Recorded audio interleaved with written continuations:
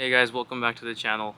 Today I just wanted to do a video about one of the most common and most annoying pests that you can have whenever you're growing cabbage, the cabbage worms. But first let's take a look at my cabbage. So as you can see, I have my cabbage covered in some shade cloth and insect netting. However, despite doing all of that, I'm still noticing some damage by cabbage worms, as you can see right there.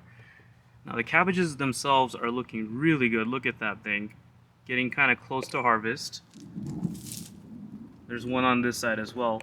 But as you can see, all these little chew marks and bite marks in the leaves, this is damage done by cabbage worms. Now usually I'm pretty good about staying on top of my cabbages before they get to this point, and thankfully they haven't started chewing on the head or anything, so I'm going to start periodically treating this plant every 3 to 5 days to prevent any further damage.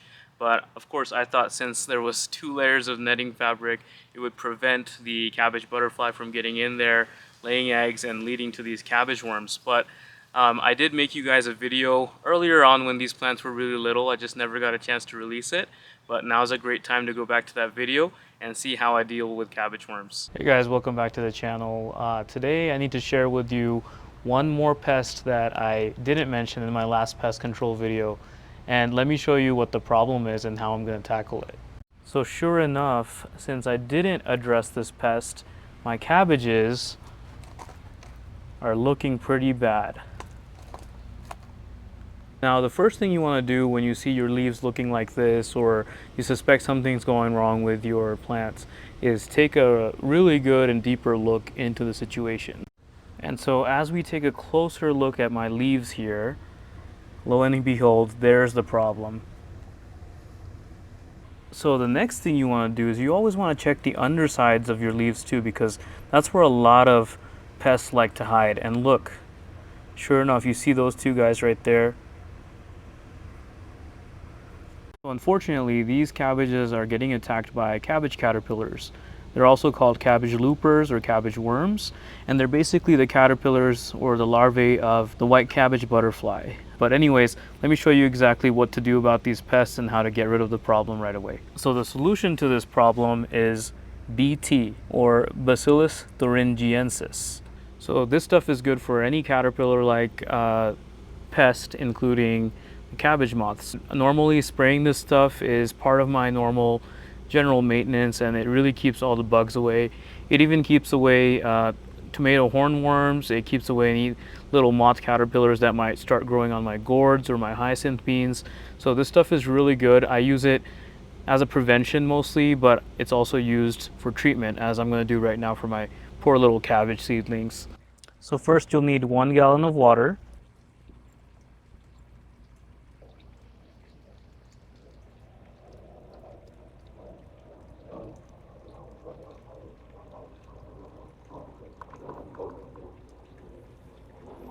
And then I like to throw in a dash of the blue Dawn dish soap. Just about a teaspoon or so, just a little dash, just to kind of let everything mix in. This actually helps the BT stick to the leaves. Let's put back the lid and get that nicely shaken up.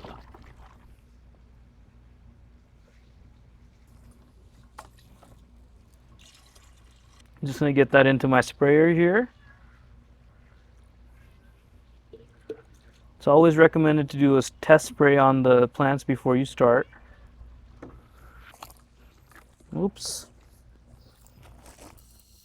And just spray the plants. Spray both the top of the leaves and the underside of the leaves. I'm going to repeat the same thing with all of my cabbages here.